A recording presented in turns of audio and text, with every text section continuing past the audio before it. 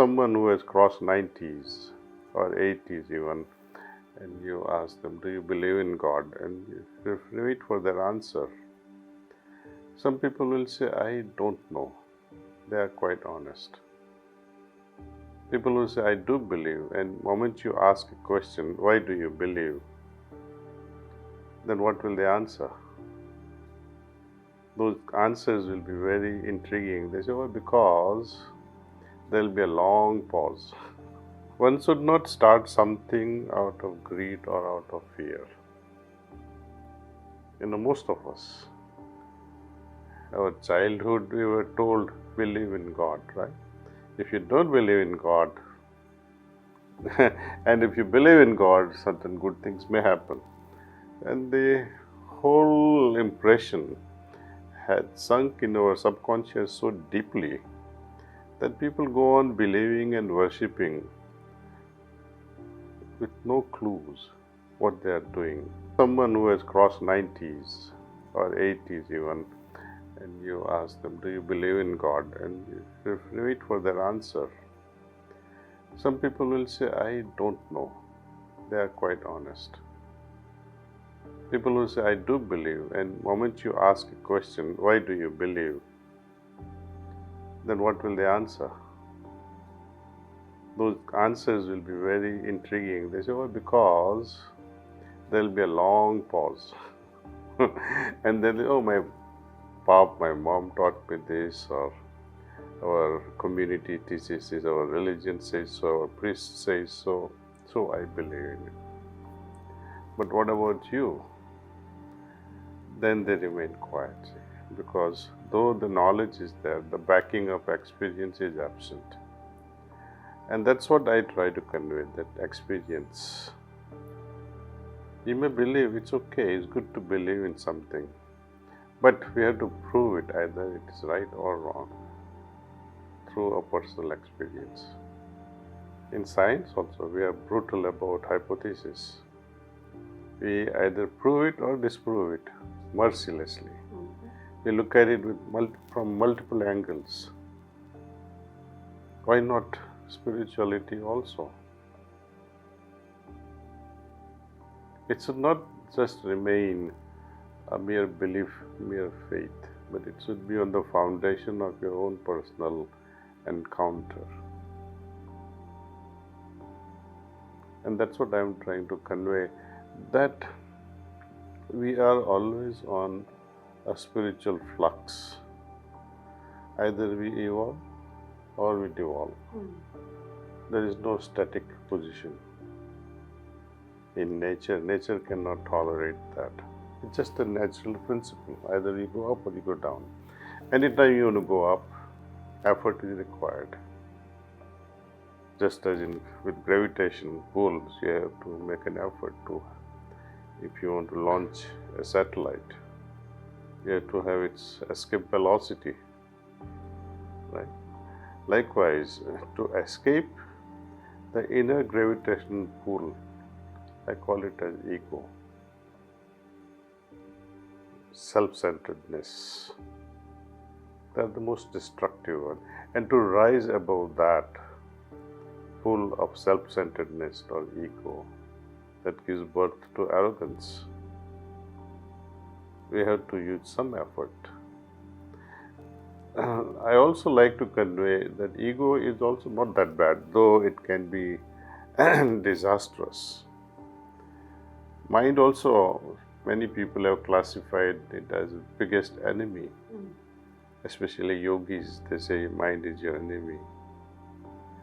But through my own practice and encounters of many millions of people following Heartfulness, they say that ego can be your best friend. Mind also can be your best friend if you train them. Mind can be the biggest friend once your mind is refined and purified, and so is ego.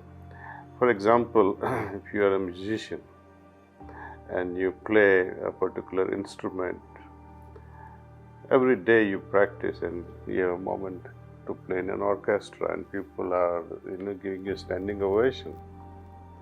Great. Next day, similar performance, same tune, same classical music concert, would you be happy with your yesterday's performance? You would say, oh, I like to do better than what I did yesterday. That's a sign of ego also than my yesterday's performance. But to think that I'm the best in the entire United States, no one is better than me, then there is a problem. That is arrogance. So it depends how we use our ego, and a meditative mind easily recognizes these particular aspects of our weaknesses, the wrinkles in our minds, in our consciousness.